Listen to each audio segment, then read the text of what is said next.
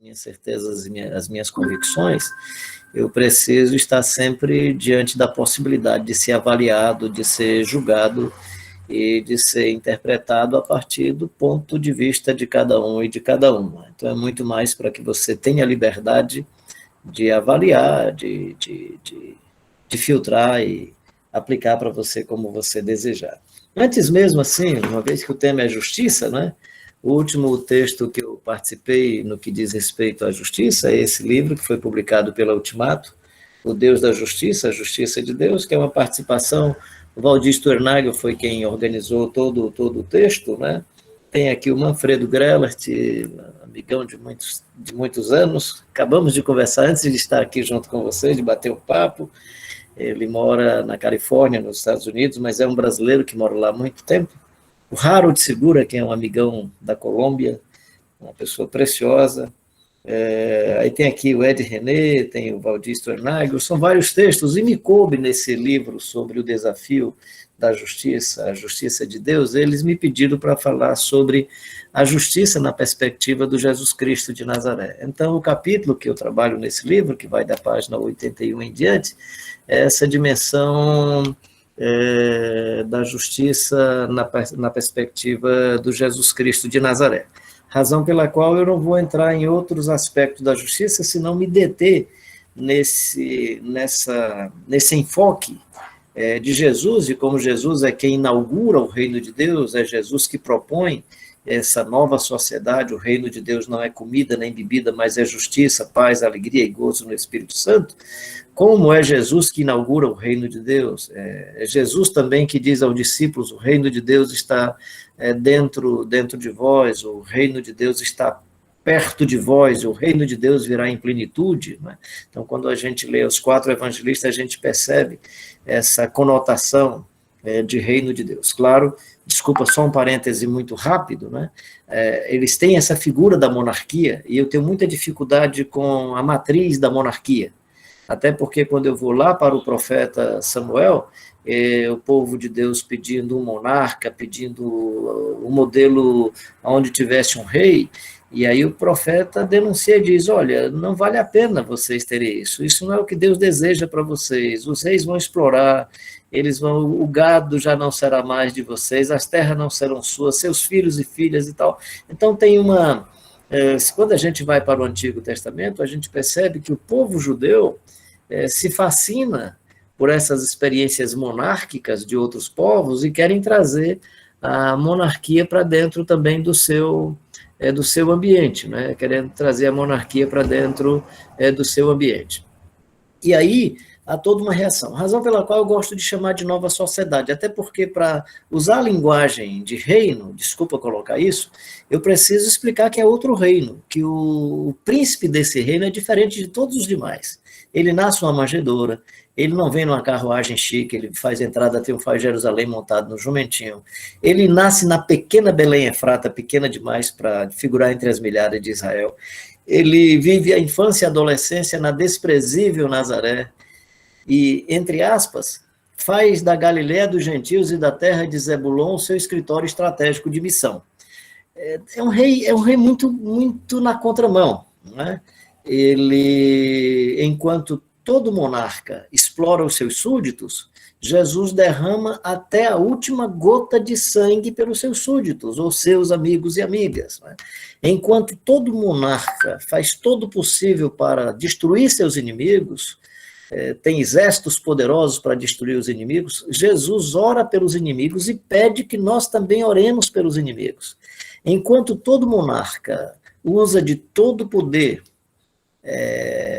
que tem nas mãos, seja arma, seja qualquer forma de agressão para destruir seus inimigos, Jesus não pede fogo do céu para acabar com seus inimigos. Então, quando a gente pensa em reino de Deus, esse reino é outro. Por exemplo, esse reino, ele tem uma hierarquia invertida. O príncipe desse reino é inusitado. Ele diz assim: compre espada, porque eu quero que vocês tenham espada. Mas eram 12 rapazes. Aí quando tem 2 espadas, ele já chega, não precisa mais. Se fosse para brigar, ele pega mais espada, gente, eu não quero só 2. Aí quando tem 2 espadas, ele já chega, porque ele vai fazer uma pedagogia mais adiante, bem interessante, né? Quando é que se conclui essa pedagogia de Jesus, quando manda os discípulos comprar a espada? É quando ele vem, está no Getsemane, e aí nesse processo de oração, os guardas chegam para prendê-lo, e aí o Pedro, querendo defender Jesus, pega a espada que está entre essas 2 que Jesus disse, né? Olha, pega 2 já basta. Né? Aí o Pedro pega a espada e corta lá a orelha do soldado. Né? Jesus, de maneira carinhosa, com muita ternura, suas mãos milagrosas, pega a orelha do rapaz, coloca no local, não sei se pegou sua vestimenta, a sua vestimenta era uma espécie de lençol, eu falo já sobre isso, aí pegou lá, deve ter enxugado, ou de alguma maneira milagrosa, limpou o rosto do rapaz, imagino que sim. E aí diz ao Pedro, oh, guarda essa espada porque essa porqueira não presta para nada, não vai servir, nosso negócio é outro, né? E Jesus sabia quando estava colocando, quando estava sarando, curando aquele ferimento do rapaz, Jesus sabia que os seus pares estariam vazando com cravos as suas mãos e os seus pés. Ele sabia muito bem disso. Ele tinha noção do que iria acontecer com ele logo mais. Ele sabia que da mesma forma como Pedro pegou a espada e cortou a orelha do rapaz, ele sabia que eles iam pegar uma lança e vazar ao seu lado. Então, esse Jesus é extraordinário, né? Por isso que eu gosto de denominar de nova sociedade, porque ele é um príncipe pelo avesso. Ele lava os pés dos discípulos, enquanto lava os pés, ele faz uma terapia, um bate-papo legal com cada um, vai conversando com Pedro. Claro que o João vai registrar o diálogo dele com Pedro, vai registrar a atitude linda, mais bela, mais preciosa. Com a outra turma eu falei a mesma coisa, que é o momento quando Judas aparece. Eu acho linda a descrição do Evangelho de João sobre a chegada do Judas, né? Porque todos os narradores colocam esse texto como Jesus denunciando Judas. E eu penso que Jesus não estava denunciando Judas. Jesus estava falando quem ele, Jesus, é. Como ele se manifesta na hora de uma traição. Ele sabia que o Judas tinha traído. Ele sabia que o Judas tinha vendido. E acho que a chateação de Jesus, o desencanto de Jesus, não foi o Judas ter vendido. Foi ter vendido só por 30.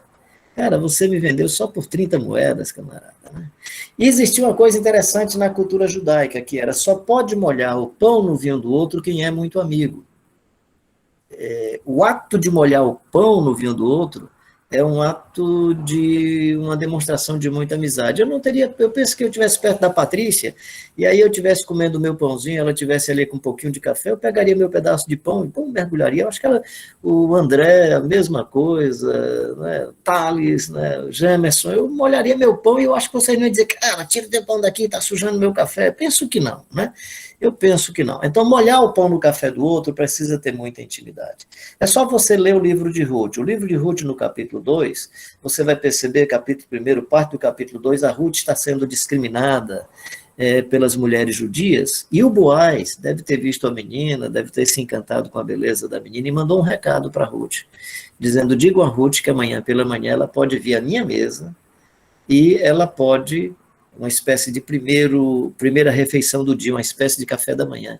E digam a Ruth que ela pode molhar o seu pão no meu vinho. O que é que ele está dizendo? Digam a Ruth para não se sentir estrangeira, digam a Ruth para não se sentir distante.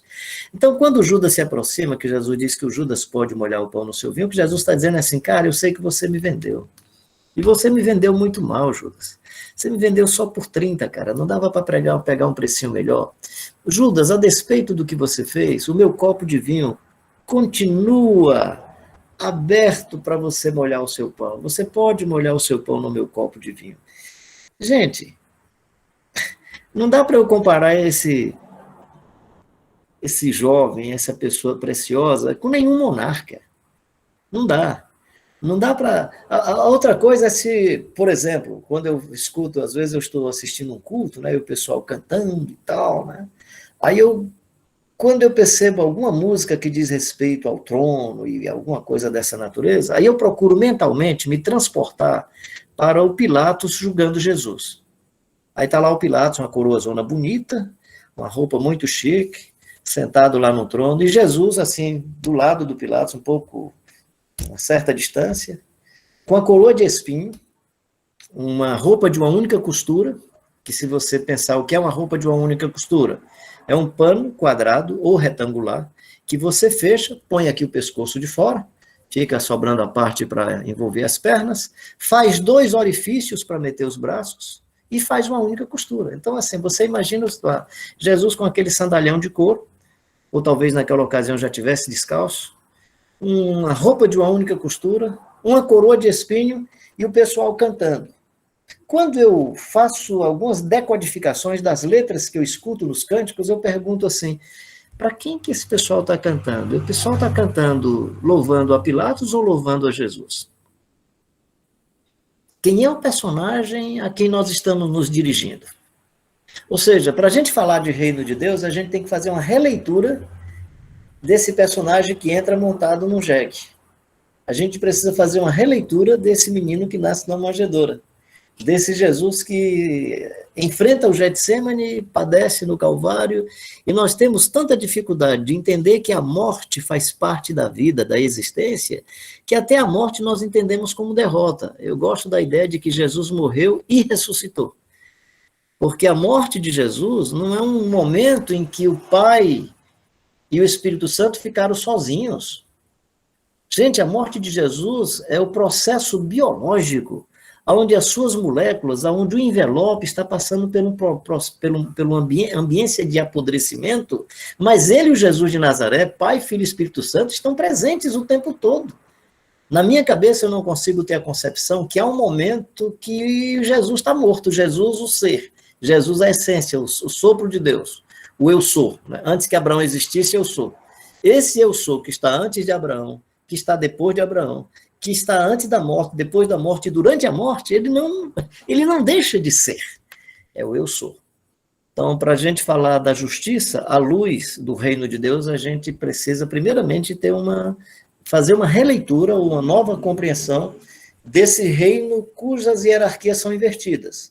Os maiores são menores, os menores são maiores, os últimos são os primeiros são os últimos. As crianças são prioritárias, né? Tem 2 coisas que me encantam quando João escreve sobre a multiplicação dos 5 pães e 2 peixinhos. Uma das coisas que me encanta é a maneira como o João fala desse momento, desse cenário, até porque o João não está enfatizando o momento, ele usa o momento da multiplicação do pão e do peixe, isso é muito legal no Evangelho de João, não vai dar tempo a gente comentar essa pedagogia do João, mas só me referindo a isso, é que João não está interessado em falar que Jesus multiplicou pão e peixe, o João está interessado em dizer que Jesus é o pão da vida. Pode ler o texto direitinho. Que aí ele diz assim, vossos pais comeram maná no deserto, o pão que perece, né? É como se ele dissesse, vocês comeram pão e peixe ontem, que eu dei para vocês, que também perece, mas eu sou o pão vivo que desceu dos céus, quem vem a mim jamais terá fome, e quem crê em mim jamais terá sede. Que extraordinário, né?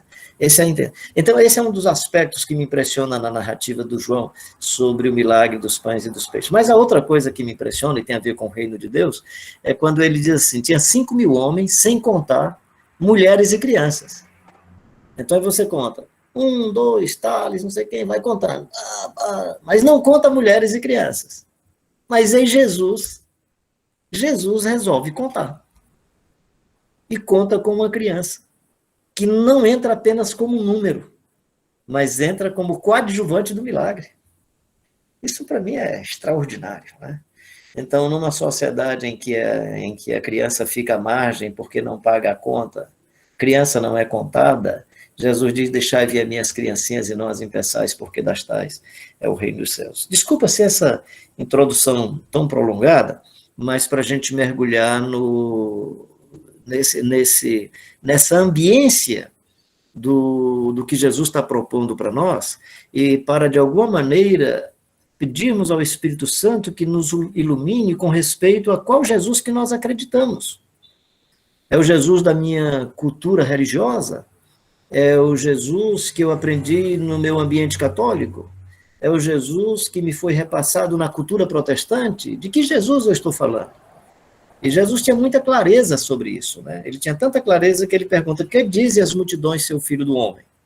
E as pessoas respondem, mesmo Jesus estando presente, mesmo Jesus tendo feito milagres, ensinado várias coisas, falado sobre a chegada falado da sua presença, dessa chegada do Messias, mesmo falando tudo isso, eles respondiam a partir das suas memórias. Eles não respondiam a partir do que eles estavam vendo. Eles respondiam a partir deve ser João Batista, ou Elias, ou um dos profetas, ou Jeremias, ou seja, nós temos memórias religiosas, nós temos memórias culturais, e às vezes quando nós falamos assim, Jesus Cristo, eu posso estar me referindo a uma figura criada na minha experiência religiosa, eu posso estar me referindo a um personagem da elaboração subjetiva de uma coletividade, da elaboração do imaginário coletivo, e nessa elaboração do imaginário coletivo eu posso acreditar num Cristo e chamar de Cristo um Cristo que não é o Cristo. Eu acho muito legal quando Jesus diz assim, quem crê em mim, como dizem as Escrituras, porque tem um outro Cristo que o pessoal crê que não é o Cristo das Escrituras. Né? E aí você pode vincular esse outro Cristo da experiência religiosa a vários personagens do seu contexto. E eles não vão ser diferentes. Eu tenho um amigo, né, que o filhinho dele orando pelo café da manhã, ele disse, fulano, não vou nem citar o nome, fulano, agradece aí pelo... Aí ele, Senhor, não sei o que, pediu várias coisas, pelos poderes de Grayskull. Então, assim, na cabecinha da criança, ele pode depois construir um Jesus, que é esse Jesus dos poderes de Grayskull, né? E nós temos isso, né? E Jesus sabe disso com tanta clareza, que ele diz, que dizem as multidões? E vós, que dizeis que eu sou? Então, nesse sentido, ele é um personagem realmente inusitado. Quando eu estou dando cursos por aí, claro que faz bem uns 2 anos que eu não tenho feito mais isso, sobre ajudar as pessoas a fazer um plano de desenvolvimento pessoal, inclusive com empresas. Aí eu chego para os caras e digo assim, ó, independentemente de você ser um religioso ou não, faz o seguinte, leia Mateus, Marcos, Lucas e João e faça um favor, pega esse personagem que eles descrevem chamado Jesus e vá gerando um perfil humano. Então, por exemplo, aí eu vou citando, o manso e humilde de coração, né? Conseguia vincular bondade, misericórdia e ternura e ao mesmo tempo tenacidade. Amava intensamente, eu vou citando, tá. Quando você fizer essa lista, imaginando um personagem, imaginando um ser humano, esse ser humano será tão interessante que se você conseguir praticar pelo menos 60%, eu estou aqui colocando um percentual muito, muito elevado, porque para ser parecido com Jesus, baixa um pouquinho menos, pode até baixar o percentual. Mas se você conseguir metade do que Jesus viveu, o jeito que ele foi, já está bom demais, já está de bom tamanho. Então esse Jesus é, de fato, inusitado. No que diz respeito à justiça, qual é a grande diferença dos ensinos de Jesus? Né? Aí você, se tiver com Bíblia aí, pode até ler comigo, que é Mateus 6, o versículo 1, onde nós encontramos as disciplinas de espiritualidade. E o que me encanta nesse texto do capítulo 6 é que a justiça está no conjunto das disciplinas de espiritualidade. Eu sempre coloquei a justiça como um atributo, como uma manifestação, digamos, de um fruto, né? Justiça, paz, alegria, amor, fidelidade, mansidão e tal. Mas aí quando eu fui para o Evangelho de Mateus, capítulo 6, logo no primeiro versículo, em algumas traduções, eu acho, os tradutores colocaram as vossas boas obras. Parece-me que eles tiveram tanta dificuldade de perceber que a ideia era justiça que colocaram boas obras. Se as vossas boas obras não excederem, aliás, se a vossa justiça, não pratique a vossa justiça para ser visto, né, para ter publicidade, para ter. Então, uma das coisas belas da justiça de Jesus é que ela não precisa ser e não deve ser praticada para publicidade. Quando eu escrevi esse capítulo para esse livro Deus da Justiça, a Justiça de Deus, eu fiquei muito inseguro nessa parte mais técnica da justiça, porque eu não sou advogado, eu não sou do mundo... eu não sou um magistrado, eu não sou um advogado. Aí eu procurei um amigo meu que é professor de Direito, para ele me dar alguma sinalização sobre esse texto, é o Arnaldo, né? E ele ficou encantado com esse texto, na percepção que eu tive, porque eu disse, olha, eu presumo que Jesus está dizendo o seguinte, quando você for praticar a justiça, Cuidado para você não praticá-la na perspectiva de atender à pressão da sociedade. Cuidado para você não praticar a justiça para ter aplauso do seu público, para ter aplauso dos de fora, né? Eu espero, por exemplo, que a nossa democracia tenha sido testada aí nesses dias e que hoje, nesse teste da democracia, os juristas não decidam baseado nas pressões, e não decidam por causa do medo, e não decidam sem ter instrumentos técnicos. Porque olha que coisa mais fantástica do Evangelho. Pratique a justiça não para ter aplauso das pessoas, pratique a justiça a partir dos critérios técnicos da justiça, a partir da informação da verdade. Técnico da justiça, informação da verdade sou eu, não é o texto. O texto vai dizer apenas para você tomar o cuidado que a vossa justiça não seja praticada para ter aplauso ou para ser visto pelos seres humanos. Olha o que é que acontece com Jesus quando está sendo julgado pelo Pilatos. Primeiro, o processo é todo equivocado, tem erros gravíssimos no processo do julgamento de Jesus. Mas o Pilatos recebe informações da sua esposa. Pilatos, né? Não sei como é que ela tratava, meu querido, meu amor, Pilatos, né? Não sei qual era o tratamento. O fato é que ela chega e diz, eu não consegui dormir. Eu tive uma noite de perturbação.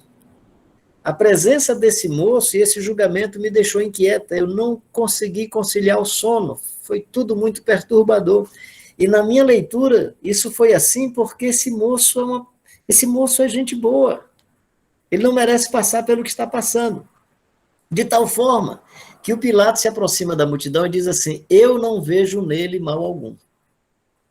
A frase seguinte, depois do eu não vejo nele mal algum, a frase seguinte é, mas por causa do grito da multidão. Aí, por causa do grito da multidão, o cara que estava no papel de tomar uma decisão para que a justiça fosse praticada, atende ao grito da multidão. E aí, como é que ele procura conciliar essa questão? Ele procura conciliar a questão trazendo Barrabás.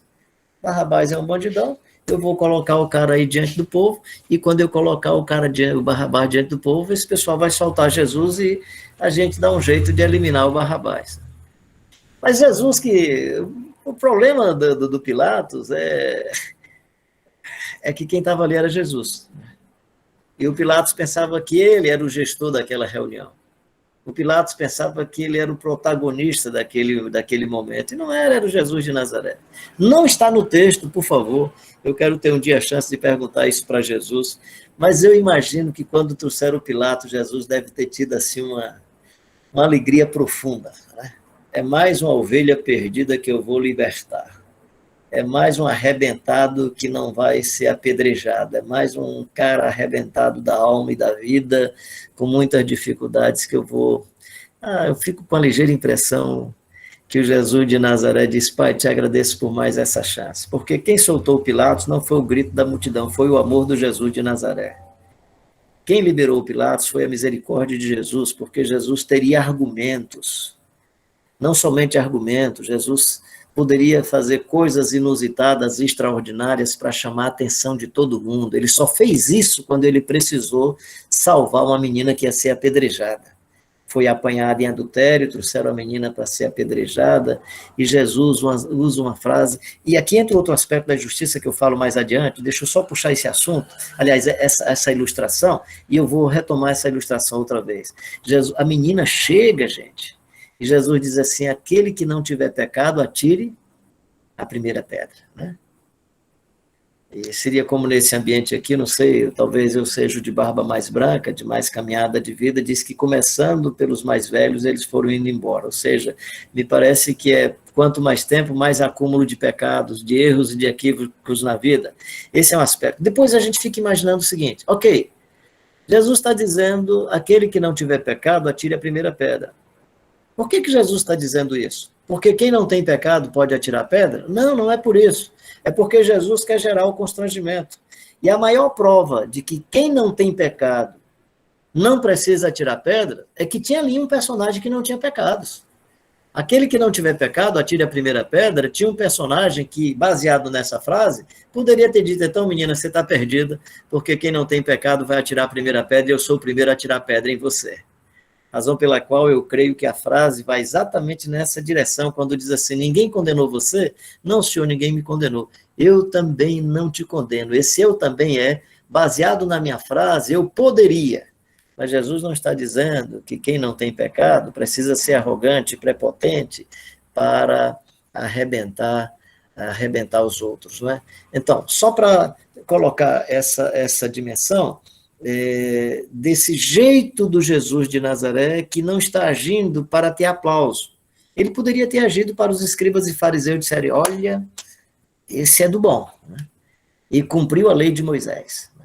Agora, deixa eu entrar no outro ponto, então. Esse primeiro ponto que eu estou colocando é para que a justiça não seja praticada a fim de atendermos às pressões sociais. Claro que quando eu estou citando Pilatos e outros juristas ou magistrados, né? Mas deixa eu dizer uma coisa para todos nós aqui. Você que é pai e mamãe, cuidado porque você, como pai e mãe, às vezes precisa decidir sobre uma questão de justiça que envolve a sua filha, o seu filho, e você pode ser injusto. Cuidado porque você, como pastor, precisa decidir sobre uma questão de justiça e você pode ser injusto. E esse é o cuidado que a gente precisa tomar, porque quando a gente olha, tanto no Antigo quanto no Novo Testamento, mas na prática de vida, a justiça ela é sempre praticada por alguém que tem uma instância de poder. Por exemplo, no momento eu não tenho nenhuma instância de poder. Eu já fui diretor de uma instituição, eu tinha uma instância de poder. Eu tenho possibilidade de influenciar, mas assim, não tem instância de poder, graças a Deus, no momento não tenho. Mas em instância de poder, você demanda decidir sobre justiça ou não. Deixa eu colocar uma ilustração, eu sempre, quando eu falo desse tema, eu coloco essa ilustração, às vezes eu sou infeliz na colocação, pelas pessoas não entenderem, mas eu acho que ela é tão importante, mesmo que eu não seja bem compreendido, eu não tenho receio de colocar isso publicamente, até porque esse é um tipo de situação que, eventualmente, você pode viver sendo pai, enfrentar essa situação sendo pai, sendo mãe, ou sendo líder numa comunidade ou no meio da sua família. Veja bem, nós não quebramos princípios, nenhum ser humano quebra princípio, o princípio quebra a gente. Os princípios, eles estão estabelecidos. A lei da gravidade, que é um princípio, ninguém quebra a lei da gravidade. A gente é que se quebra quando vai contra a lei da gravidade. Ninguém quebra a lei ou o princípio de que dois corpos não ocupam o mesmo lugar no espaço. Se a gente quiser, eles vão se arrebentar um no outro e eles vão atender um outro princípio que é da densidade dos objetos. Se o meu corpo tem menos densidade do que o poste vai ficar inteiro e eu quebrado. Se eu caio lá de cima, a lei da gravidade vai me atrair para o centro da Terra. Quando eu vou sendo atraído para o centro da Terra, se eu venho de 10 metros de altura e encontro uma superfície sólida, eu me arrebento. Se eu encontro uma superfície que a densidade é menor do que a minha, quem sabe eu vou me sair bem, vou encontrar água, né? Então, a gente não quebra o princípio quebra a gente. Colocando esses princípios aí que são leis físicas, né, e trazendo para a realidade, que é aqui onde eu espero que vocês me compreendam, uma menina está lá na igreja, está participando, tem lá um rapaz da igreja também, eles começam a namorar, e aí, dizer como o meu sogro dizia comigo quando eu e a Dinha, né, a gente namorada, a gente queria sair, ele, não, tem que ser acompanhado. Aí ela dizia, pai, o senhor não confia em mim? Aí ele, confio, filho, confio em você, confio no caminho. Eu não confio quando vocês estão só vocês dois sozinhos num canto sem ninguém, eu não confio. Então, os dois estão numa situação sozinhas, a menina no seu período fértil, o rapaz é um rapaz normal, se eles tiverem relação sexual, um princípio vai se cumprir, gente. Vai nascer uma criança. Isso aconteceu fora do matrimônio, antes do casamento, tá? Eles quebraram uma norma social, mas eles não quebraram um princípio, eles cumpriram um princípio. Em nome da norma social, por causa da pressão da família, dos vizinhos, da igreja, eu posso cometer uma injustiça com a filha. Ou seja, pegando um caso mais extremo, que é dessa senhora que segundo as normas, ela deveria ser apedrejada, Jesus está tão focado na vida que não admite o apedrejamento daquela senhora. Porque a vida é mais importante do que a norma social. Então, poderia pegar aqui uma lista de outras coisas que dizem respeito a princípio e norma. E como, às vezes, por causa da norma, nós somos injustos com filhos, filhas, nós somos injustos com pessoas na nossa comunidade e por aí vai. Então, se a vossa justiça, aí entra aqui agora um outro texto, se a vossa justiça não exceder em muito a dos escribas e fariseus, deixa eu ver se eu consigo aqui fazer uma apresentação dessa parte, deixa eu ver se eu consigo aqui. Não estou achando, rapaz. Ah, tá aqui, apresentar. Deixa eu ver aqui. Desculpa aí, ver se eu. Deixa eu trazer aqui de novo. Espera aí, só um instantinho.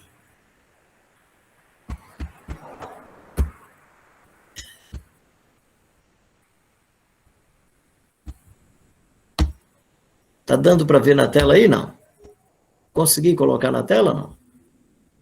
Não? Deixa eu tentar de novo aqui. Porque deixa eu cancelar. Puxa vida. Faço isso com tanta facilidade. Tá vindo a tela inteira. Compartilhar. Deixa eu ver se agora vai.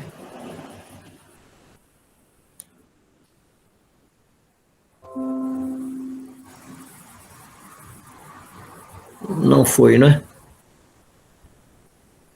Estamos vendo. Agora foi. Tem? Agora Foi, Carlinhos. Pois é, só que ela para mim não tá legal. Deixa eu ver aqui. Deixa eu ver agora. Tá vendo agora aí, não? Sim, Carlinhos. Sim. Show. Desculpa, porque não estava, eu não tinha previsto isso, eu joguei agora ligeirinho para vocês, né? Agora tá ótimo, tá Essa bom. parte aqui de que justiça Jesus estava falando, tá ok? Se a justiça do discípulo deveria exceder a dos escribas e fariseus, e se não deveria ser semelhante à justiça dos homens, que espécie de justiça está sendo enfocada? Então, no Evangelho, a justiça excede a dos escribas e fariseus porque gera vida na interioridade da alma. Aquilo que nós já falamos, né? Você trabalha a integridade, você trabalha a interioridade, não a pressão social, não o que vem de fora. No Evangelho, a justiça excede a dos escribas e fariseus porque não faz uso publicitário dos seus atos, tá certo? E no Evangelho, a justiça excede a dos escribas e fariseus porque promove a equidade. Eu falo já um pouco mais sobre isso.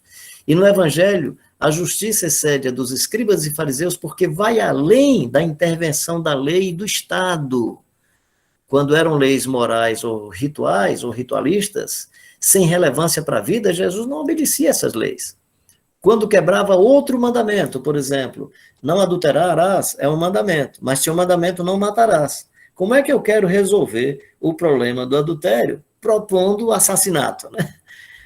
E quando ia contra o princípio mais profundo contido em toda a Escritura, amar a Deus e amar ao próximo. Tá certo? Eu vou interromper aqui só para a gente voltar a conversar a mesma coisa. Então, veja bem. No Evangelho, a justiça excede a dos escribas e fariseus porque Jesus está focado na vida. A justiça excede a dos escribas e fariseus porque Jesus não quebra um mandamento para cumprir outro. Olha que coisa mais estranha. Propõe-se o apedrejamento de quem é apanhado em adultério, que é uma pena de morte pela tortura. Não esqueça que o apedrejamento está na categoria de pena de morte pela tortura, gente. Quem sabe era torturar para que todo mundo ficasse com medo e não cometesse mais o erro. Mas não percebe, nessa legislação, não percebe-se que você está quebrando o outro mandamento, que é o mandamento não matarás. Então, Jesus faz esse tipo de discernimento. Certo? É aí onde a justiça de Jesus e a nossa deve exceder em muito a dos escribas e fariseus. Por que a justiça de Jesus excede a dos escribas e fariseus? Porque a justiça de Jesus está enfocada na vida e não na morte. Eu sou o caminho, a verdade e a vida. Eu entendo que é meio difícil para a gente reinterpretar esse texto, porque nós toda a vida, quando lemos esse texto, eu estou falando da minha experiência desde a infância, eu sou o caminho, a verdade e a vida, é Jesus e a escadinha para o céu. Jesus é a verdade e a vida. Eu presumo que esse texto, por favor, Jesus é o único meio de salvação, não estou criando outro meio. Eu só estou dizendo que esse texto está falando, no meu entendimento, de outra questão.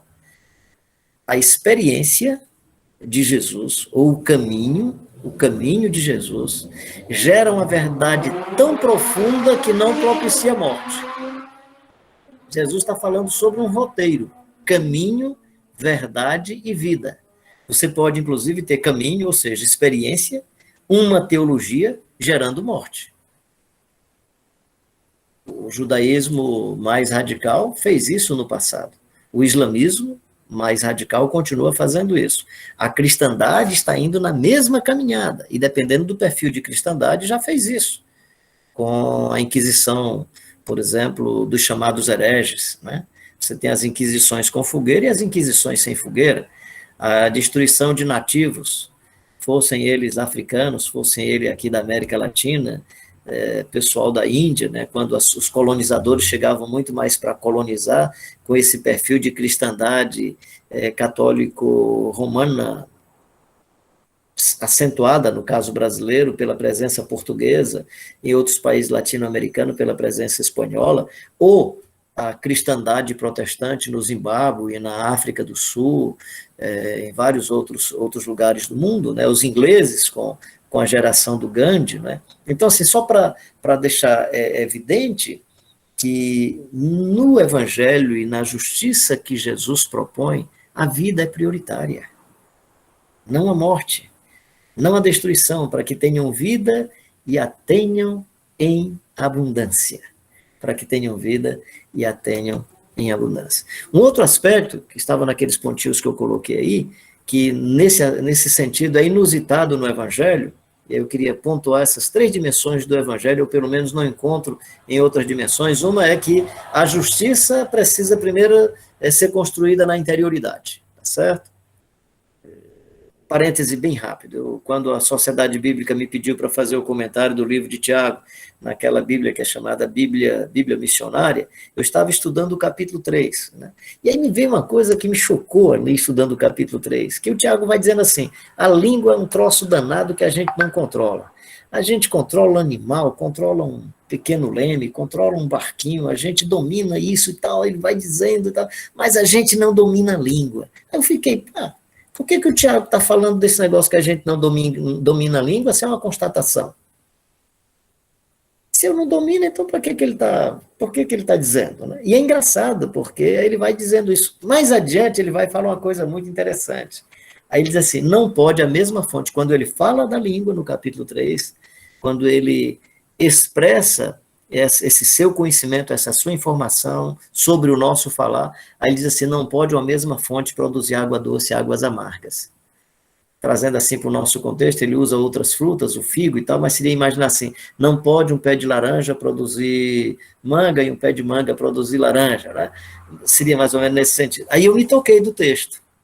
Olha o que é que o Tiago está dizendo. Cuida da interioridade. Cuida da alma e do seu coração, porque aí você não precisa se preocupar com a língua. Se a sua interioridade for uma fossa, um mundo de dejetos, não adianta controlar a língua o dia todo. Controla a língua o dia todo. Na hora que fala, a fala será vômito de maldade e perversidade. Aí eu lembro bem disso, porque na época que eu estava estudando esse texto, o pastor Russell Shedd veio aqui a Fortaleza. E ele estava falando no sábado pela manhã para pastores. Gente, e era uma cachoeira de coisa bacana. Era uma fonte de iluminação, de bondade, de ternura, de amor. De tal maneira que ele lá, e eu sentado ali, escutando, dizendo, não para não, não para não. Quando eu ficava assim, não para não, eu dizia, o Tiago manda, diz que a língua... tá, mas ele falou que é a fonte. Ou seja, se a vossa justiça não excedei muito a dos escribas e fariseus, se a vossa justiça não for fruto de uma fonte batizada de integridade, de bom caráter, batizada de ternura, de misericórdia e de amor, a gente vai pisar na bola. A gente vai pisar na bola, né?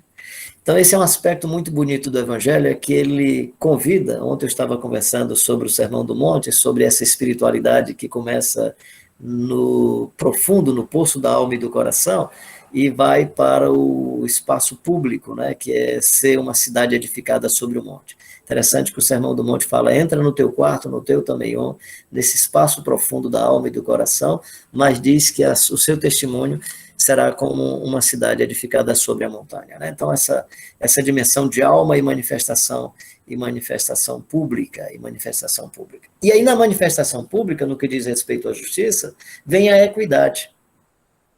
O que é a equidade? É a providência para que a justiça seja igual para todos os seres humanos. Quando nós falamos assim, todos nós somos iguais perante a lei, esse somos iguais perante a lei não é a verdade, é o que deveria ser, porque nós somos desiguais perante a lei. Tem gente que tem foro privilegiado, tem gente que tem dinheiro para pagar advogado, tem gente que não tem, tem gente que tem recursos para pagar o plano de saúde, ou para pagar o médico particular, e tem gente que não tem. Então, quando diz que todos nós somos iguais perante a lei, isso só se concretiza, e aí eu estou falando da compreensão do mundo da jurisprudência. O todos são iguais perante a lei só se concretiza quando nós tivermos a manifestação da equidade. E aí a equidade é uma proposta do Evangelho. Os maiores são menores, os últimos são os primeiros, para que quem tem muito não fique com sobra, para que quem tem pouco não sinta falta. Olha que coisa mais profunda, para que quem tem muito não fique com sobra e para que quem tem pouco não sinta falta.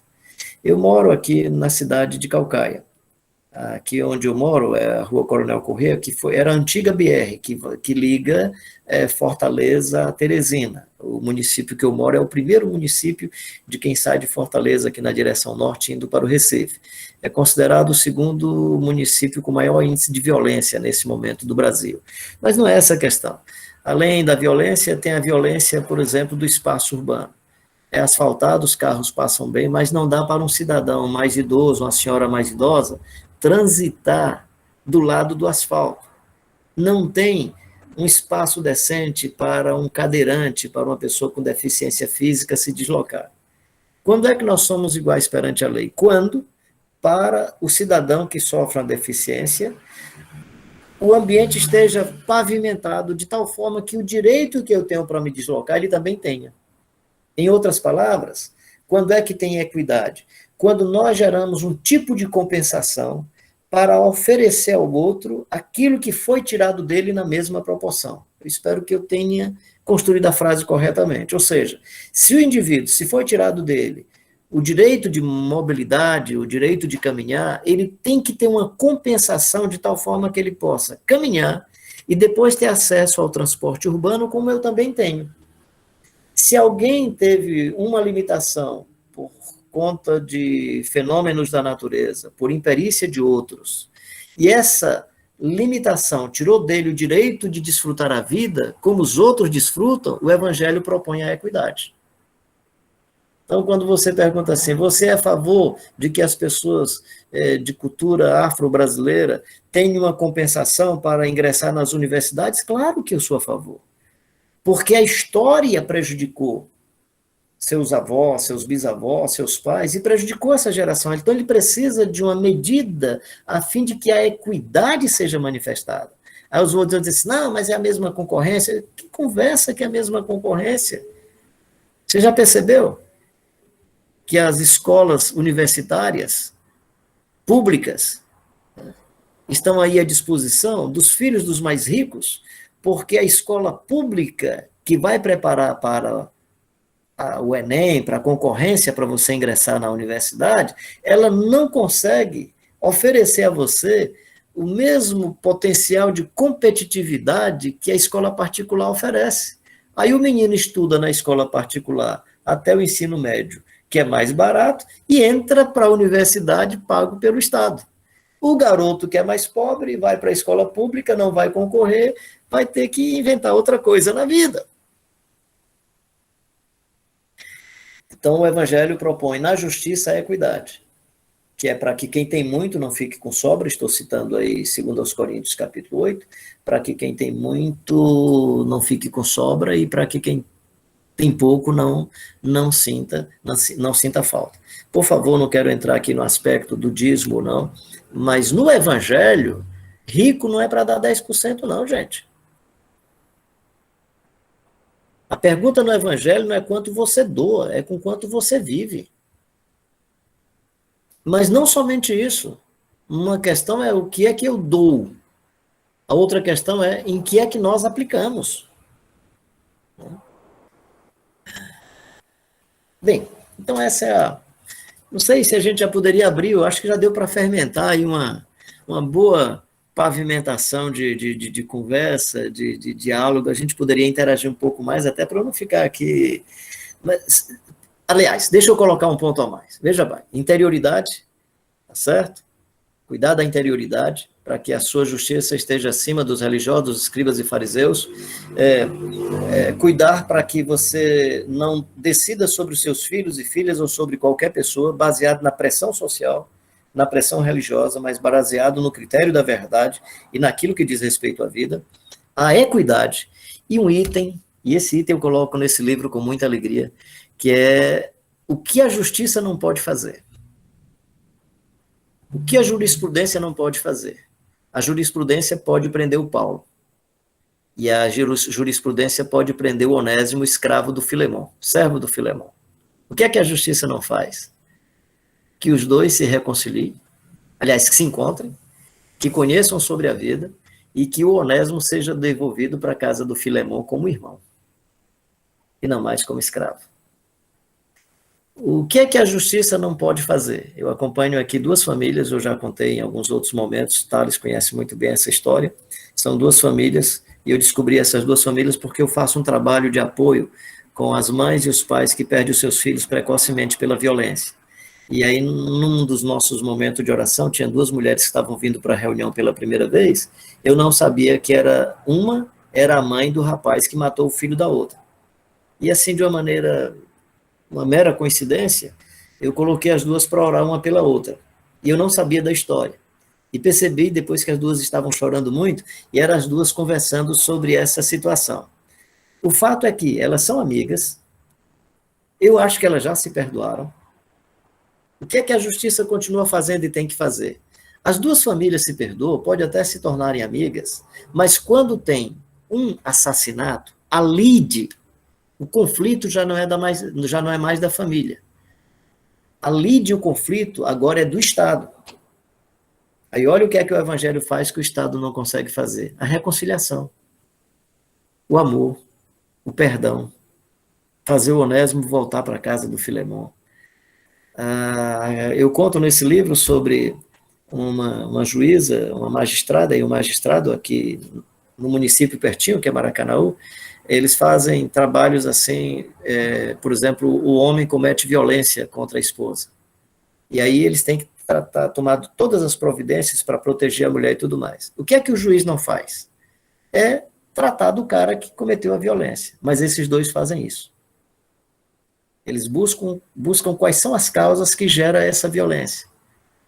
Então, eles são pessoas marcadas, no meu entendimento, por sinais do Evangelho, e por causa desses sinais do Evangelho, eles conseguem ir para além do que a jurisprudência pode fazer.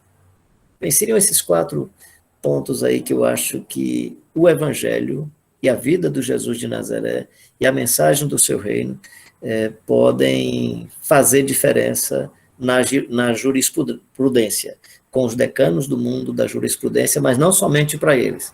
Pode nos ajudar, pais, mães, pastores, a decidirmos melhor nos momentos que nós precisamos tratar da justiça. Até porque aprendendo com Jesus é inusitado. Quem os condenará? Aí a resposta é Cristo. Quem os condenará? É Cristo, que morreu e ressuscitou. Olha, aquele que pode condenar a gente, morre e ressuscita pela gente. Quem tentará acusação? É Deus quem o justifica. É a justiça de Deus que nos libera de qualquer forma de acusação. Nos liberta de qualquer forma de opressão.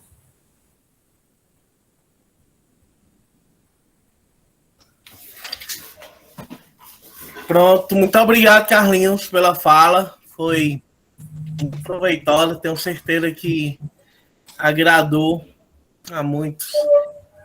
Eu quero registrar aqui a presença de alguém que eu acho que você conhece, Carlinhos. O Ricardo Bitu. Misericórdia! Você devia ter falado para eu me ajoelhar aqui, camarada. Ricardo Bitu, ele é pastor da igreja Unamim, se eu não me engano. Esqueci o nome agora. O Ricardo Bitu foi um cara que eu fui muito abençoado através da vida dele. Ele não sabe disso, tá sabendo? Manaim. O Ricardo Bitu é um cara que eu fui muito abençoado através da vida dele na época da Missão na Íntegra. Você participava, Carlinhos, com ele e foi muito massa, muito bom mesmo. Seja bem-vindo, Bitu. Pessoal... Você é um irmãozão, rapaz, você devia ter avisado para eu me preparar melhor, ter passado mais tempo orando. Foi uma surpresa agradável para mim também. Pessoal, é o seguinte, agora 21 horas e 8 minutos, a gente vai até às 21h30, no máximo 21h40, né, para não demorarmos muito, é o primeiro dia, e não assustar o povo, né? Então, fiquem à vontade. Quem quiser fazer pergunta, pode se inscrever. Se você não quiser falar, você pode escrever que a Renatinha vai ler. Olha aqui o chat, ver quem está escrito. O Wilson levantou a mão. José Wilson levantou e a Vanúzia também se inscreveu. Ótimo. Pronto, fala, Wilson. Outra coisa, desculpa, Wilson, perdão, Wilson.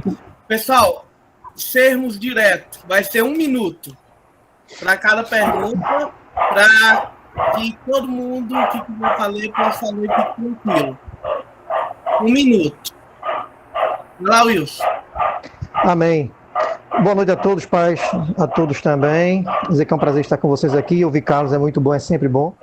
Eu sou professor e faço parte aqui da Igreja Obreiros de Cristo, no Recife, e perguntar a Carlos como ele vê essa atual conjuntura da Igreja brasileira em relação a esses acontecimentos, né, tão antidemocráticos. Eu não queria entrar nessa seara, não. É só por cima, mas também falar que quando ele toca nesse assunto da genealogia e a desvalorização da mulher no passado, que hoje ainda não está na sua plenitude de valorização, né? Mas ainda existe uma falta de valorização do sexo feminino e também das crianças. Eu acho que Jesus dá o pontapé inicial, não é isso, Carlos? Então eu queria que você falasse como está a atual conjuntura da Igreja brasileira em relação a essas minorias. Carlinhos, vamos fazer assim a rodada de 4 perguntas, aí o senhor vai tentar responder, tranquilo? Tá legal. Então deixa eu ir anotando para eu não esquecer. Pronto.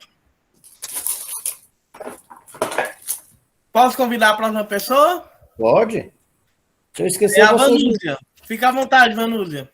Eu tô velhinho, se eu esquecer, vocês me lembrem, hein?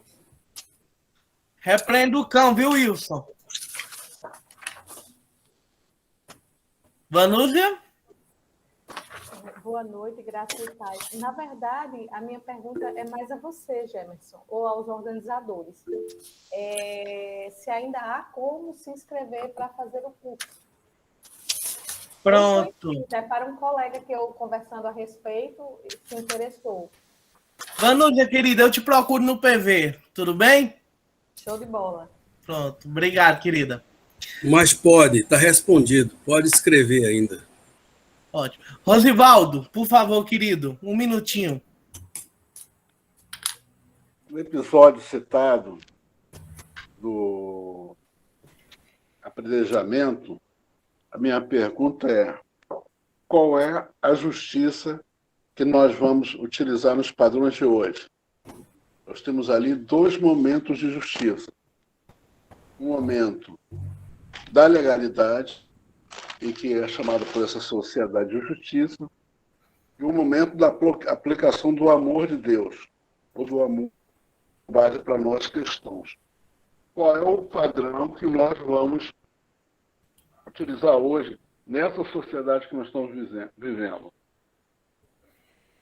Obrigado. Perguntar, mas não tem tempo. Uhum. Obrigado. O Lázaro, por favor.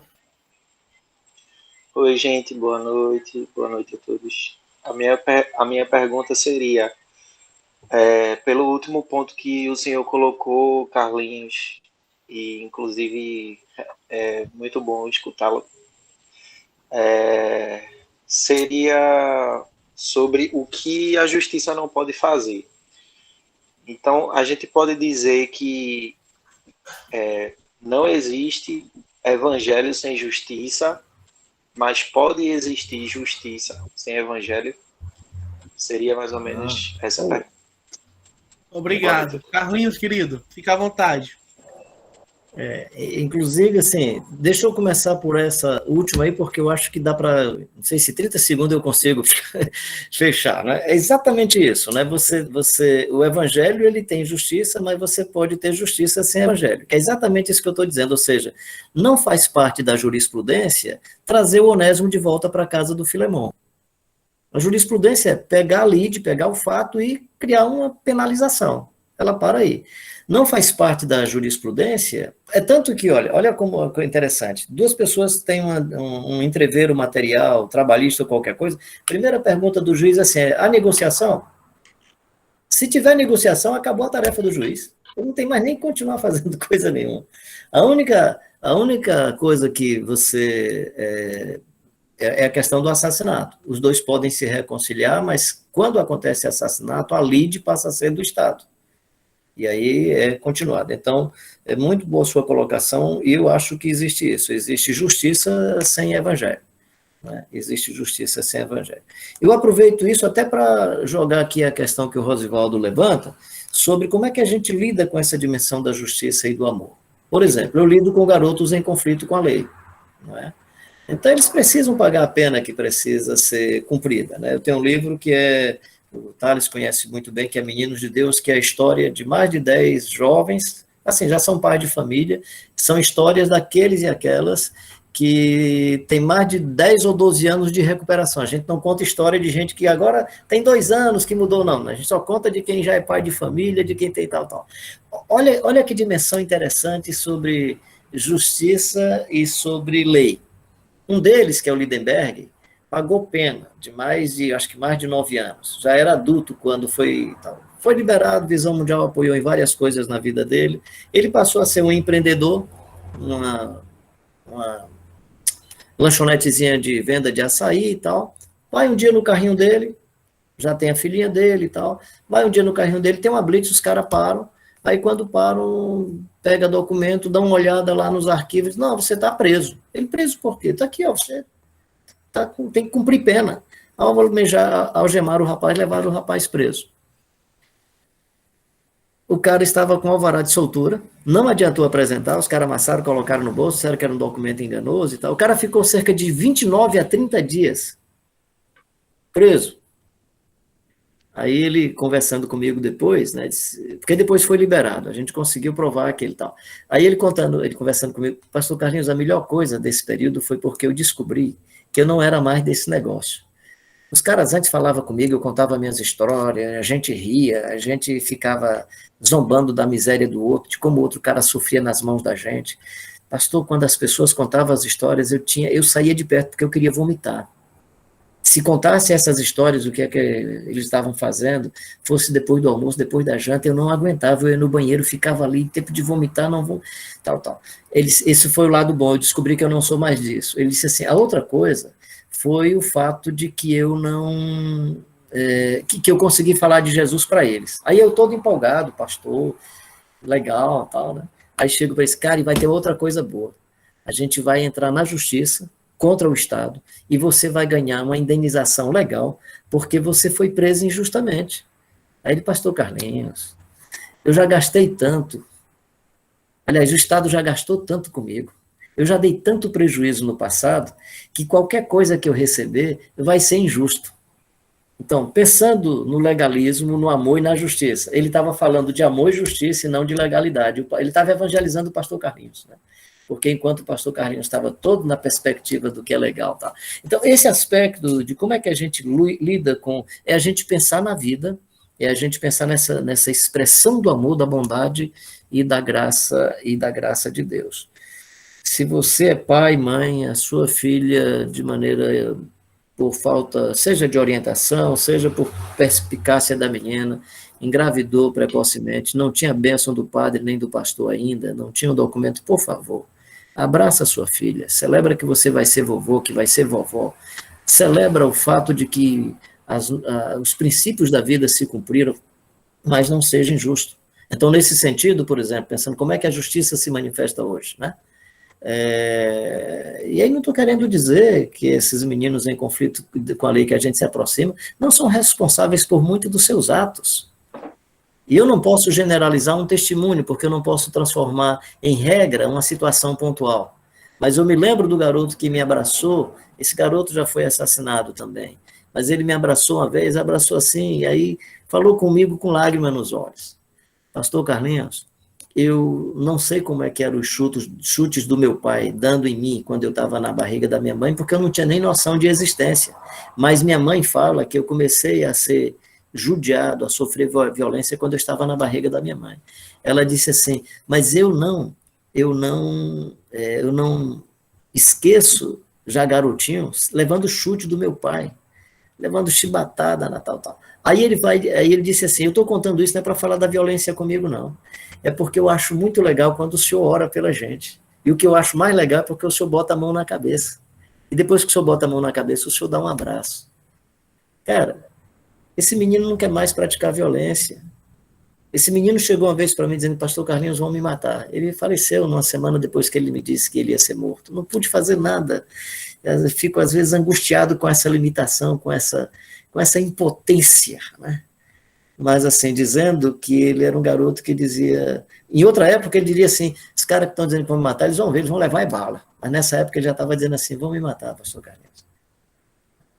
Então, assim, o que é que eu estou querendo dizer para você? Que, às vezes, nós pegamos um garoto desse e, legalmente, julgamos e condenamos sem fazer uma leitura de processos históricos, de o que é que a vida fez com cada um e cada uma. Né? Então, é nesse sentido que a gente precisa, do jeito que aquela senhora foi conduzida a um apedrejamento, os caras não queriam apedrejar a mulher, gente. Os caras queriam pegar Jesus na falha. Pior é isso, eles colocaram aquela senhora numa situação de risco seríssimo. Se não fosse Jesus, aquela coitada tinha sido apedrejada. Aliás, e tem uma coisa que eu acho inusitada em Jesus, imagina só, os caras chegam para apedrejar, e aí quem mexe aí com o mundo da psicologia sabe como é que funciona a psicologia de massa. Basta um movimento, alguém dá a primeira pedrada, é todo mundo apedrejando.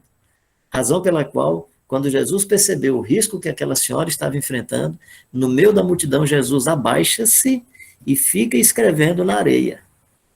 Eu imagino que naquela ocasião todo mundo tirou o olhar da menina e olhou para Jesus, e com isso Jesus controlou a fúria da multidão. Jesus é extraordinário, cara. Eu acho que aquele ato de baixar-se e ficar escrevendo no chão era chamar a atenção para si, para tirar o foco da menina que estava em risco de vida, né? Então, voltando eu espero que eu esteja agora colocando o que o Wilson levantou.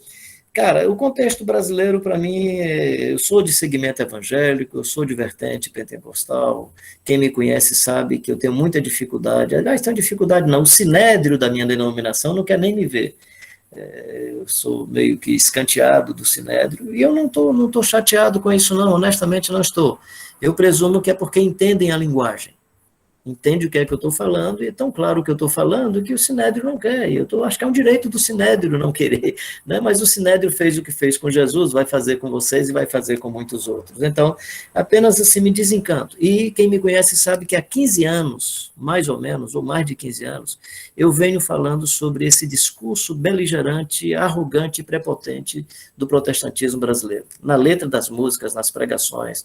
Os caras transformaram o discurso em metralhar o outro com palavras. E usando aquela ideia acho que é o Luther King, quando diz assim, a violência é uma distância muito pequena entre o coração e o punho. Então, quando você queima com a língua, o livro que eu escrevo sobre Eles Herdarão a Terra, que é um compromisso do povo de Deus com os pobres, eu não estava muito animado para escrever aquele livro. Eu fui fustigado a escrever o livro por um acontecimento simples. 4 jovens em Brasília tocaram fogo no índio Galdino, um cidadão que estava deitado na parada de ônibus. Eram 3 adolescentes e um era de maior idade. E eu lembro, eu não esqueço aquilo, um dia de sábado, num jornal de publicação, de repercussão nacional, Aí eu estou em casa quando o rapaz é entrevistado e perguntado assim, por que vocês fizeram isso? É um índio. O rapaz estava dormindo. É porque a gente pensava que era um mendigo. Ou seja, se fosse um mendigo, justificava ser queimado.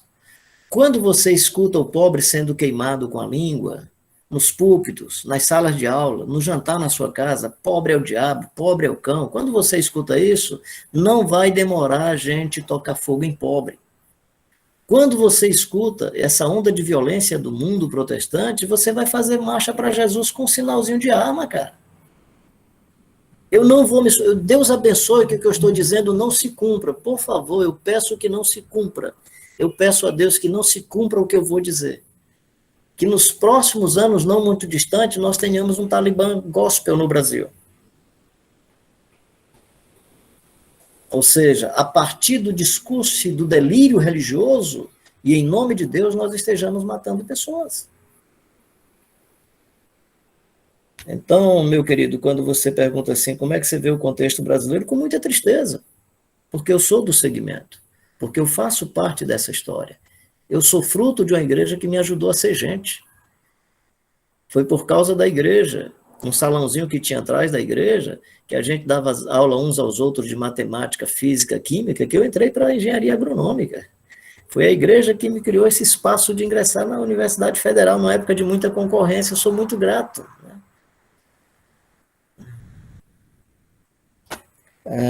E aí mulher e criança, né, o Wilson? Mulher, cara, as religiões de modelo patriarcal, islâmica, o judaísmo, a cristandade, né, dificilmente essas matrizes religiosas vão dar espaço ao ser feminino. Uma coisa é você discutir o papel da mulher na religião da cristandade, na religião judaica, na religião islâmica, a outra coisa é você discutir o papel delas no evangelho, é outra coisa. Então, o problema é que quando a gente vai fazer essa discussão, a gente faz a partir da matriz religiosa. E o evangelho é dinâmico, não dá para você colocar o evangelho numa matriz. E cabe em todas as pessoas. Né? Se o problema é mulher não pode falar no púlpito, tira o púlpito. Se o problema é mulher não pode falar no púlpito, tira o púlpito. O problema é o púlpito, não é a mulher.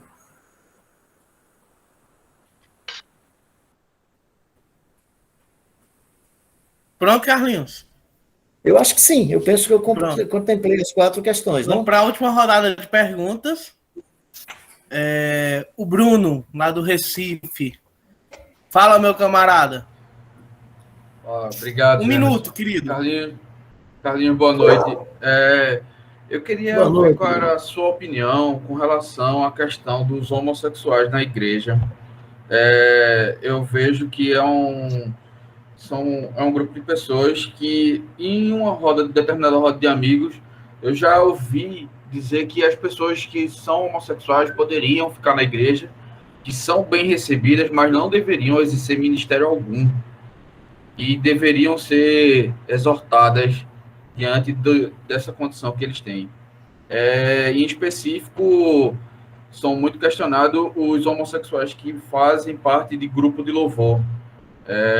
Que aquilo ali é um lugar sagrado, que eles não poderiam estar ali desmunhecando, ou mulheres sendo muito, muito duras, enfim. Eu gostaria de saber qual seria a posição mais adequada para a igreja, qual seria o posicionamento da igreja não, o posicionamento de Cristo diante disso. Ih, rapaz, teria que perguntar para Cristo, né? Eu estou perguntando. Deixa eu só colocar para você, né? Carlinhos, só concluir a rodada de perguntas. Desculpa. Tranquilo? Eita, agora o bicho pegou. André, 1 minuto, pelo amor de Deus. 1 minuto e pronto, viu? Boa noite, Carlinhos. Que é isso, James? 1 minuto, conta aí. E aí, do André, você, cara, prazer. Tudo bom, Carlinhos? Pronto, vamos lá, a pergunta aqui, né? Na verdade, eu queria saber, assim, até que ponto, né? Na verdade, essa pergunta surge de um livro que eu estou lendo sobre o Evangelho Social de Jesus, né? Do Bruce Malina. E ele fala da grande importância de se ter uma boa leitura, uma boa interpretação hoje né, voltarmos ao passado, entendermos realmente o contexto social de Jesus. Né? E a pergunta seria o seguinte: até que ponto, né, sei lá, seria danoso o não entendimento do contexto social de Jesus? Né? No sentido de que, vou explicar, porque muitas das vezes nós fazemos uma leitura, inclusive o Marina fala, que vamos supor, na Revolução Industrial, era feita uma leitura da Bíblia pegando a sua época, ou seja, você força o texto, né, há 2000 anos atrás, né, podemos dizer assim, tendo uma leitura com base na sua época, né, até que ponto isso é danoso, porque o que a gente vê, inclusive foi citada a questão da mulher adúltera, né, da mulher adúltera, a questão do apedrejamento, né, essa questão da legislação. Agora, interessante que, com relação à mulher adúltera, que os próprios judeus que ameaçaram em matá-la, né, apedrejá-la, podemos dizer assim que não seria a jurisdição dele. Eles não teriam essa competência de matar porque o povo de Israel estava sob o jugo do império. Então, quem poderia matar, quem poderia realmente condenar, seria o império. Então, ou seja, é vivido na época um contexto totalmente diferente, né, de realidade democrática, que não existia na época, né? Até porque para eles não existia essa questão de separação econômica, política, econômica, né? E não existe para eles, não existia isso, é tudo uma coisa só. Hoje nós temos isso, né, separado. Então, eu acho assim, até que ponto isso é danoso, né? O não entendimento do contexto social de Jesus, porque a gente acaba que fazendo interpretações erradíssimas, né? Acabamos que sendo injusto, né? Com o texto bíblico, na verdade. Obrigado, André. Muito obrigado. Tem a novela, cara. Foi mal, cara. Elias. Boa noite, mestre Carlinhos. No início da fala do senhor, o senhor falou sobre não dá para comparar Jesus com nenhum monarca. E falou sobre a gente fazer uma releitura do reino. E a gente vê que existe uma dificuldade enorme de fazer essa releitura. O senhor vê essa dificuldade somente como uma questão teológica ou tem alguma outra questão que pode se acrescentar a isso? Legal. Obrigado, Elias. Renatinha, por favor, lê a pergunta do Lindomar. Aí encerrou as perguntas. Boa noite, Carlinhos. Tem uma pergunta. Boa noite. A pergunta do Lindomar aqui no chat, encerrando esse bloco, essa rodada de perguntas. Como aplicar a justiça cuja mãe perdeu a sua filha de 8 anos assassinada, sendo que quem tirou a vida da sua filha foi a polícia? Como aplicar a justiça cuja mãe perdeu seu filho policial assassinado pelo tráfico? Joga de novo aí, porque eu acho que são dois lados. Vai lá, por favor. Como duas perguntas, né? Como aplicar a justiça cuja mãe perdeu a sua filha de 8 anos assassinada, sendo que quem tirou a vida da filha foi o policial? Como aplicar a justiça cuja mãe perdeu seu filho policial assassinado pelo tráfico? Pronto, Carlinhos. Você devia perguntar um negócio mais fácil, gente. Isso não é simples, não, né? Obrigado.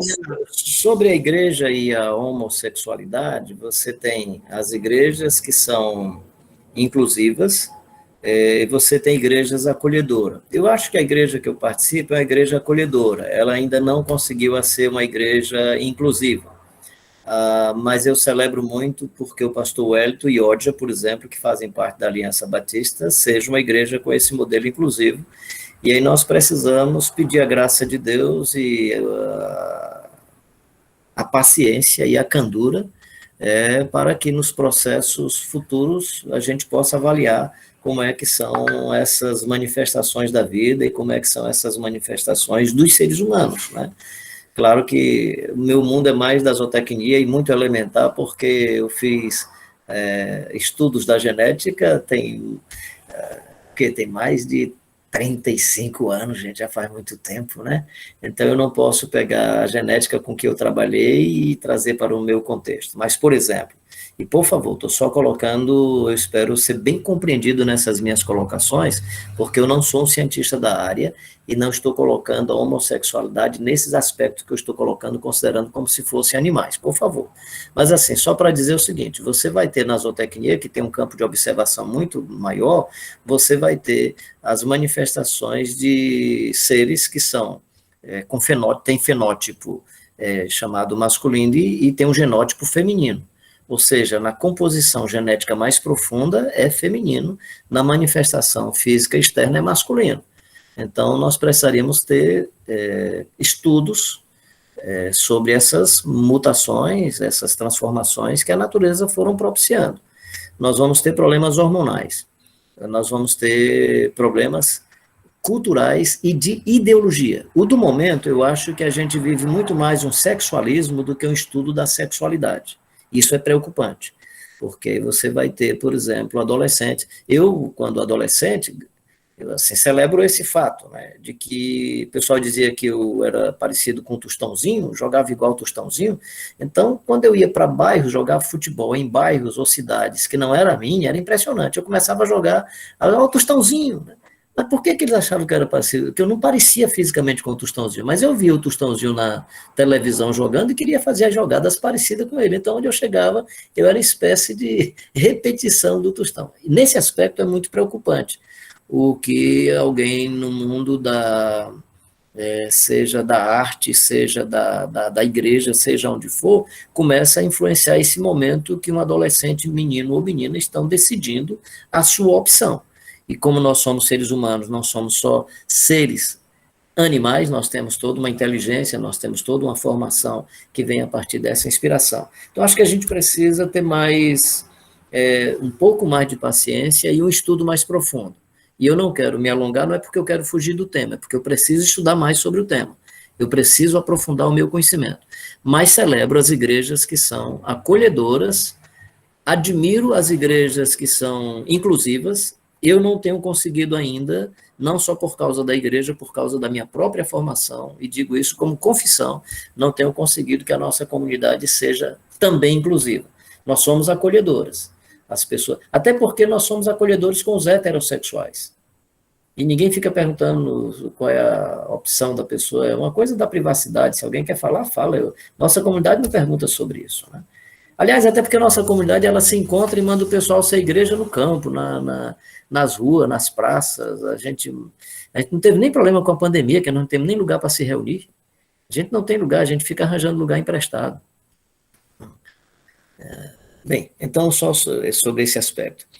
Sobre o contexto social de Jesus, André, veja bem, é importante estudar contexto, realidades, tudo isso é importante, mas tem temas do tempo de Jesus que são temas do nosso tempo. A filantropia, por exemplo, pessoas carentes e que precisam de filantropia, já estava no tempo de Jesus. E o que é que Jesus vai dizer? Cuidado, porque na filantropia você pode se autopromover. Capítulo 6 de Mateus, quando ele diz assim, quando a tua mão direita der uma esmola, não permita que a esquerda veja.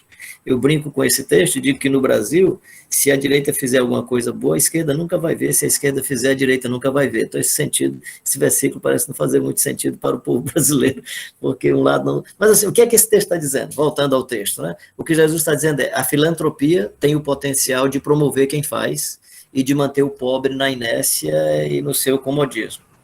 Noel de Câmara tinha assim as mãozinhas pequenas, né? Lembro daquele cearense, eu visitei várias vezes em Recife, corpinho pequeno, mãozinhas pequenas, ele tinha um gesto que eu achava bonito, que ele disse assim, a gente precisa sustentar o pássaro na mão quando ele está doente, só até o momento que ele puder voar com as suas próprias asas, mas quando ele voar com as suas próprias asas, aí ele esticava assim, aqueles bracinhos dele, assim, aí a gente pode soltar que ele vai voar sozinho. Ou seja, toda filantropia precisa ser feita até que o indivíduo possa voar com as suas próprias asas. A justiça é o contrário. A justiça, você luta e não se autopromove. Muito pelo contrário. Você é promovido para a glória. Quem luta por justiça geralmente morre precocemente. Estevão, Amós, Jeremias, que sofre para valer. A irmã Doris no Brasil, Martin Luther King, no contexto norte-americano, Dietrich Bonhoeffer, no nazismo do Hitler. Então, esses temas, eles não dependem do contexto para a gente interpretar. Ou seja, a filantropia, a justiça, o ensino. Percorria Jesus toda a Galileia pregando o evangelho do reino, ensinando nas sinagogas. Ou seja, se faz parte da igreja o ensino. Crescia Jesus em estatura, ou seja, cuidado da saúde, crescia em sabedoria, a área do conhecimento, e em graça diante de Deus e diante das pessoas. Então, se a gente olha os textos e pega os temas centrais da vida, eles não dependem do contexto. Eles não dependem do contexto. Por exemplo, um outro texto da época: dai a César o que é de César e a Deus o que é de Deus. Na cultura judaica, o que era de Deus? A oferta que você levava ao templo. Porque no contexto judaico, religião, né, Estado eram muito vinculados. Então, a oferta levada ao templo era uma oferta que eles consideravam sendo de Deus. Como é que o Império Romano levava essa oferta? Isso era uma... Então, quando Jesus diz assim, dai a César o que é de César e a Deus o que é de Deus, Jesus está rompendo com mandar dinheiro para Roma. Ele está dizendo, não dê mais a Roma o que vocês dão para Deus, porque não pertence a Roma o que vocês estão dando para Deus. Por favor, não é nem um discurso contra o imposto é para ser pago. Se você ganha muito dinheiro, tem uma taxação de imposto. Mas nesse texto é o contrário. O que Jesus está propondo, Jesus não está propondo o que os zelotas estavam propondo, porque os zelotas estavam propondo um tipo de rebelião contra Roma, inclusive de maneira armada. Jesus não está propondo uma rebelião contra Roma de maneira armada. Jesus está dizendo, não é justo mandar para o Império Romano o que vocês entregam aqui. Aproveito aqui, inclusive, porque foi colocada essa questão da mulher, não sei se foi o André, da mulher que foi apanhada em adultério e que Jesus não podia fazer o julgamento, porque quem fazia o julgamento era o Império. Acho que foi você, não foi, André? No caso, eu falei que, não no caso de Jesus, mas os próprios judeus, os próprios que estavam lá. Pois é, mas é isso, é porque... Devido à questão da... Quando o pessoal pergunta assim, onde é que está a casca de banana? Exatamente nisso. Se Jesus dissesse, vamos apedrejar e apedrejasse, Jesus seria julgado porque no encaminhamento processual, ele teria falhado. E para Jesus, ele teria falhado de duas maneiras. Primeiro, porque Jesus, a vida é mais importante do que o apedrejamento. Mas, do ponto de vista legal, se Jesus dissesse, vamos apedrejar, quem tinha que fazer esse julgamento era o Império. Por que é que Jesus passa pela mão de Pilatos, de Herodes? Porque era o Império que tinha que fazer o julgamento final. Porque faz parte eu não, de novo, não sou do mundo da jurisprudência, mas eu leio sobre essas coisas, né? Faz parte do procedimento, do rito processual. Posso fazer uma intervenção? Pode, querido. O irmão está fazendo uma afirmação equivocada. No caso dos julgamentos religiosos de Israel, o Sinédrio, ou seja, os rabinos, decidiam sobre a execução ou não do apedrejamento. Logo mais à frente, nós vamos ver o Sinédrio executando Estevão.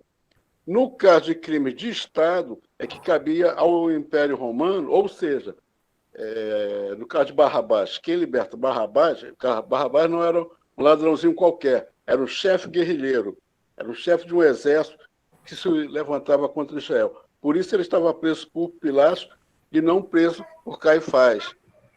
Tem essas duas situações aí. Legal. Eu agradeço. Quem me passou essa informação foi um cara que é professor de Direito, mas assim, acolho plenamente o que você está dizendo. Como não é minha área, eu não vou entrar. Eu sou cristão e vivo na comunidade judaica. Minha mulher é judia. Não, que legal. Fico agradecido por isso, porque pode ser que o rapaz que entende da área do direito não entenda sobre os processos do mundo do judaísmo. Então, é só fazer a comparação. Lá na frente, Estevão é julgado no Sinédrio, e não julgado pelo tribunal romano. A minha pergunta Mas aí sobre a permissão de própria Roma, né? Porque a questão não, para esses casos não tinha autorização o Império Romano dava autoridade para o Sinédrio realizar esse tipo de julgamento da sentença. Não precisava consultar Roma. Só em casos que, veja bem, o julgamento de Jesus é um julgamento político. Uma das frases lá do momento é: vamos dizer a César que você está protegendo Jesus, que se declara rei. Isso. E Roma só reconhecia um rei. Certo? Naquela época, o Sinédrio tinha os seus amiguinhos na bancada evangélica lá de Roma. Ou seja, os fariseus são sua bancada Não, evangélica. o que você está lá em colocando, Roma. Rosivaldo, o que você está colocando é muito interessante, eu quero agradecer, inclusive, porque, inclusive, você está me fazendo lembrar Paulo quando diz que ele não vai ser julgado ali naquela instância, ele precisa ser levado a Roma e vai no navio, porque Paulo não ele é um podia ser cidadão julgado romano.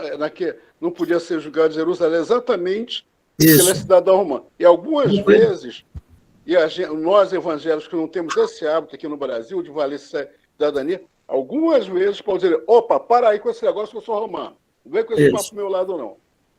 Legal. Eu estou aqui porque esse cara me botou aqui, ele vem de lá me tirar e pedir desculpa, porque eu sou romano. O cara que mandou chibatar de noite, para que ele entrasse ali, me salvasse, ficasse ali daquelas pessoas que estavam ali dentro, no dia seguinte, teve lá pedir desculpa ao Paulo pelo ato que ele fez, porque Paulo era romano. Exerceu a sua cidadania, coisa que a gente às vezes não faz como cristão aqui no Brasil. Irmãos, por favor, educadamente, vamos deixar o Carlinhos Não, terminar. mas, Gemerson, deixa eu só te falar, porque eu acho que essa interação está sendo bacana, porque eu queria, inclusive, trazer à tona aqui para o Rosivaldo e me dar uma luz sobre isso, porque, veja bem, eu acredito que ele está correto quando ele fala sobre o apedrejamento que poderia ter acontecido sem passar por Roma. A única coisa que eu penso, Rosivaldo, eu não tenho certeza, você poderia, quem sabe, eu pesquisar, eu já tenho a resposta, eu não sei se o caso do Estevão, porque o texto não dá a impressão que houve um tempo para um procedimento processual, para um rito processual.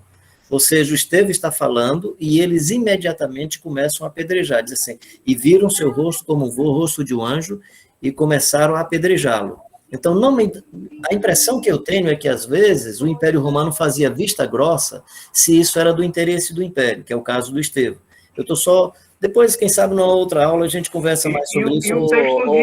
Carlos, se você quiser, eu passo meu zap e a gente conversa isso por fora. Tranquilo. Porque a gente tem limite de hora aqui. Tá legal, mas eu quero agradecer a tua colocação e eu acho que procede o que você está dizendo.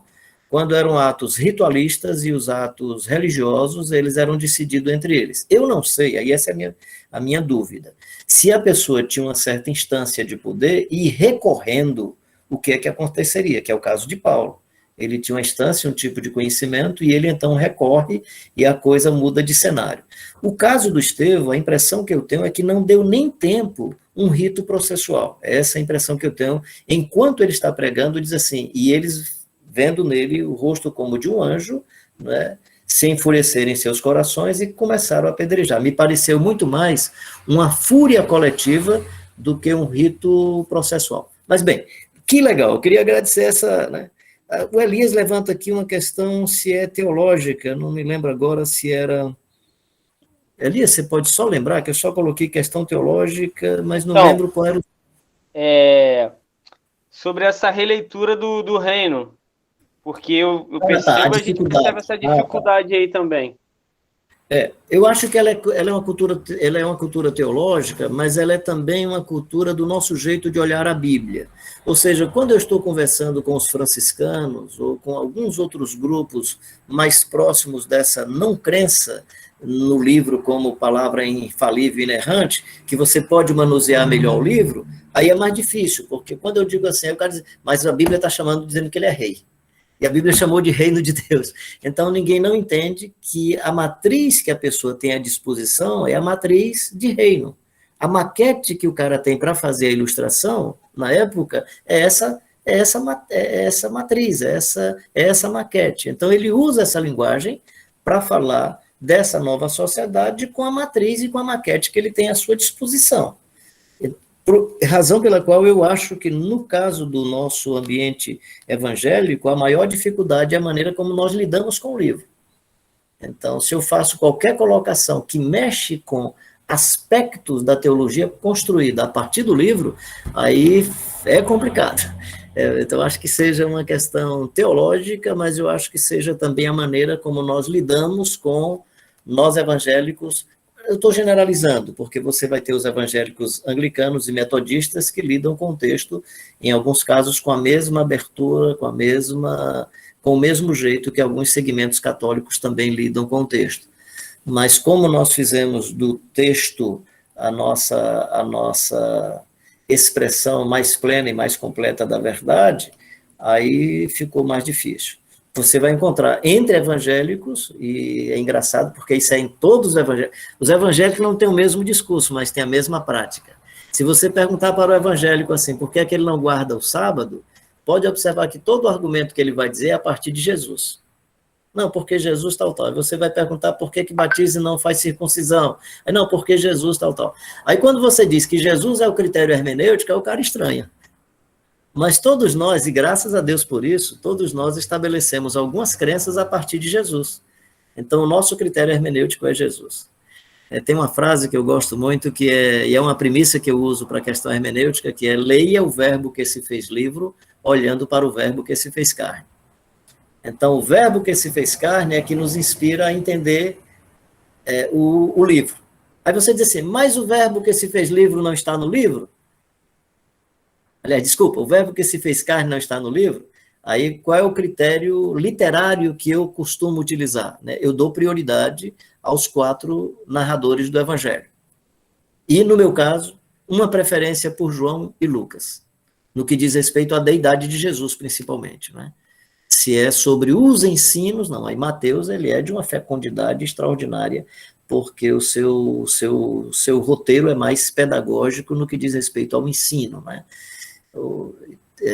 tendo Jesus acabado de proferir tais palavras, estavam as multidões maravilhadas do seu ensino, porque ele ensinava como quem tem autoridade, não como os escribas e fariseus. Então, isso é extraordinário. Bem, então, nesse sentido, eu imagino que uma das grandes dificuldades que nós temos, como a questão do ministério feminino. A nossa grande dificuldade com o ministério feminino é porque o texto não fala nomes masculinos para o ministério.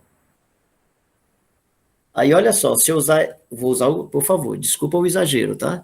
Se eu usar esse critério, Jesus só salva mulheres, porque nunca diz que ele salvou o carneiro, só salva ovelhas. Se é esse critério hermenêutico, por favor, estou exagerando, mas se é esse o critério hermenêutico, esse é um critério hermenêutico que você teria que usar para tudo.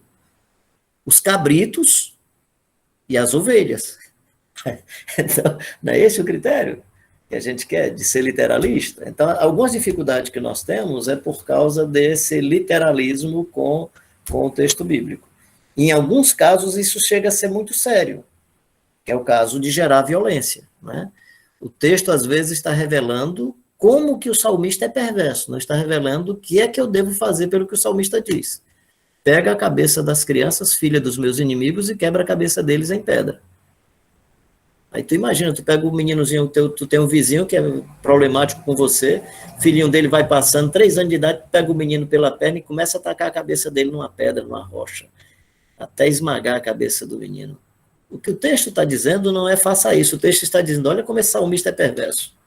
Por isso que o texto é revelador. Ele revela como o diabo é ruim, como o bicho é mentiroso. Ele revela como o narrador pode cometer equívocos. Ele revela como é que é a rainha quando sonha no marido do filhinho dela. Já leu aquele texto da mulher virtuosa? Já viu como é que começa o texto? Palavras...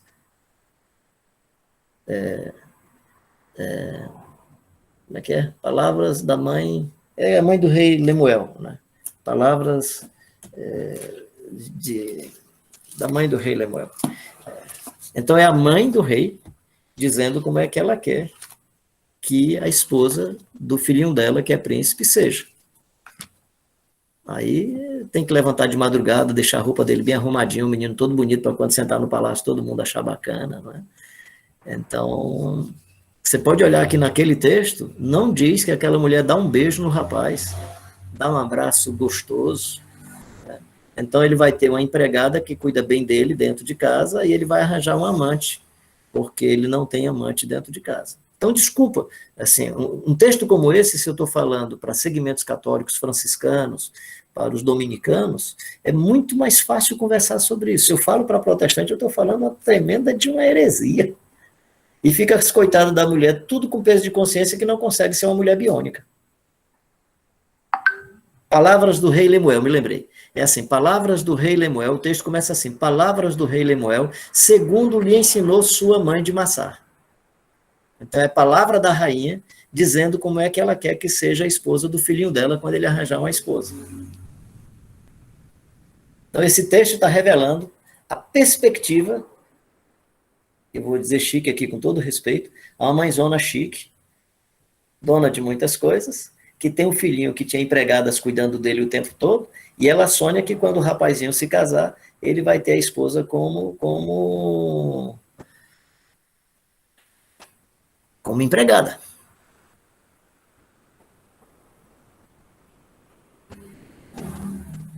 Muito show, obrigado.